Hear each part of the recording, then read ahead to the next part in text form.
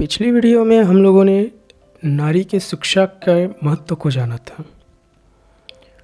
इस वीडियो में हम लोग इस मॉडर्न ज़माने में आज की नारी के बारे में जानेंगे, अर्थात आधुनिकता और नारी के बारे में। किसी भी समाज के विकास में नर नारी का समान योगदान होता है। प्राचीन काल में मातृसत्तात्मक व्यवस्था थी। धीरे धीरे राजवंशों का प्रचलन हुआ और नारी का महत्व घटने लगा। मध्यकाल में नारी की स्थिति और भी दयनीय हो गई थी। सामंतवादी संस्कृति ने तो नारी के अस्तित्व को ही प्रायः समाप्त कर दिया। स्त्री को मात्र भोग का वस्तु बना दिया। वह पुरुष को और पुरुष की विलास सामग्री मात्र बनकर रह गई। इस चार दीवारी में कैद कर दिया गया। इसके पश्चात प्रारंभ में आधुनिक युग का आधुनिकता एक विचारधारा है। पुराने से स्वयं को अलग करके नए विचार व दिशा बनाना ही आधुनिकता है। हम आधुनिक युग उस समय से प्रारंभ करते हैं जब दुनिया में शासन व जीवन में नए स्वरूप का प्रादुर्भाव हुआ, मतलब नई जीवन व्यवस्था प्रारंभ हुई, स्टार्ट हुई। इस प्रकार से समाज का क्रमिक विकास हुआ। जीवन के हर क्षेत्र में परिवर्तन आ गया। नारी की स्थिति सुधारने के लिए प्रयास किए जाने लगे। भारत में समाज सुधारकों ने सती प्रथा, शिशु हत्या, बाल विवाह आदि कुप्रथाओं का डटकर विरोध किया।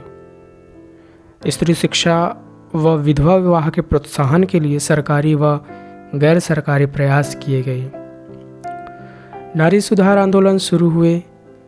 आज़ादी मिलने के बाद देश में लोकतंत्र स्थापित हुआ। नए शासन में स्त्रियों को पुरुषों के बराबर का दर्जा दिया गया।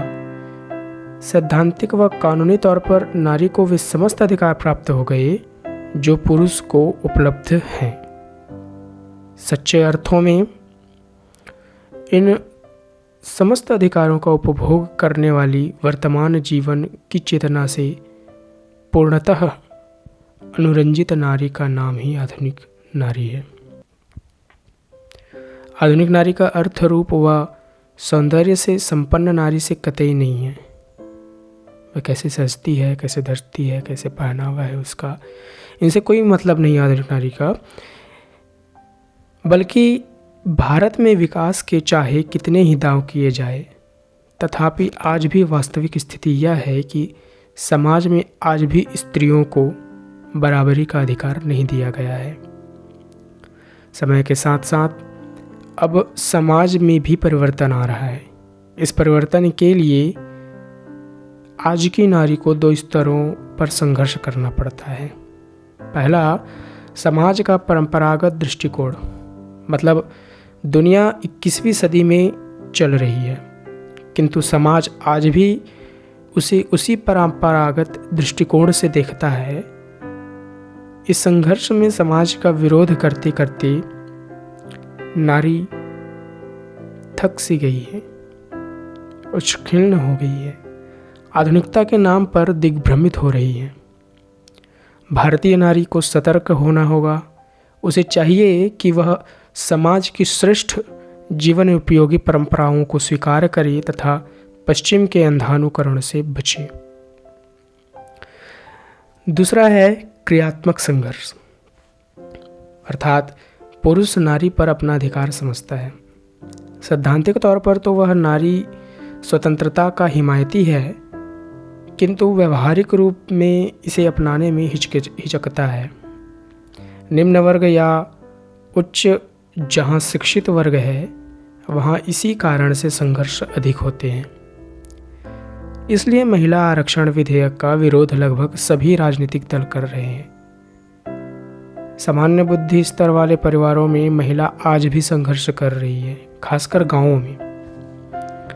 उनका जीवन जटिल है। नारी मुक्ति का प्रमुख आधार उसका आर्थिक रूप से स्वावलंबी होना है।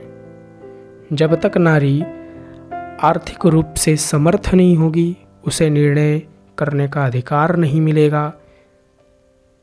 कभी कभी नौकरी भी उसे उसके परिवार में वह स्थान नहीं दिला पाती जिसकी वह हकदार है। घर के बाहर भी उसका संघर्ष कम नहीं होता, वहाँ भी उसे क्षति पहुँचाने वालों की कतारें होती है। तात्पर्य, नारी को स्वयं ही इस संघर्ष में जीत हासिल करनी होगी। एक और बात है कि समाज को समझना होगा कि उच्च शिक्षा, गंभीरता, चिंतन मनन व श्रेष्ठ आचरण पुरुषों के ही नहीं, नारियों के भी आदर्श सनातन गुण है।